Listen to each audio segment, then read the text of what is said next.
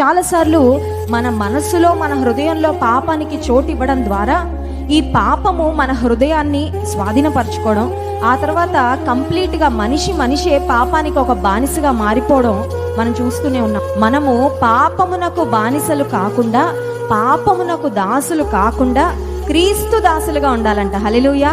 దేవునికి దాసులుగా ఉండాలి. ఇంకోటి, మీరు దేవునికి సిరికిని దాసులుగా ఉండలేరు. దేవునికి సాతానుకు ఇద్దరికి దాసులుగా మనం ఉండలేం. ఎందుకంటే దేవుడు చెప్పేది ఒకటి, అపవాది చెప్పేది ఇంకోటి. దేవుడు ఆశించేది ఒకటి, అపవాది ఆశించేది మరొకటి. దేవుడు వెలుగు, అపవాదేమో చీకటి. దేవుడు చెప్పేవన్నీ పరిశుద్ధమైన పనులు, అపవాది ప్రేరేపించేదేమో పాపయుక్తమైన కార్యాల కొరకు. సో మన జీవితంలో ఒక ప్రక్క దేవునికి, మరొక ప్రక్క అపవాదికి మనము దాసులుగా ఉండలేం. We cannot serve two masters. ఇద్దరు యజమానులకు మనము దాసులుగా బ్రతకలేం.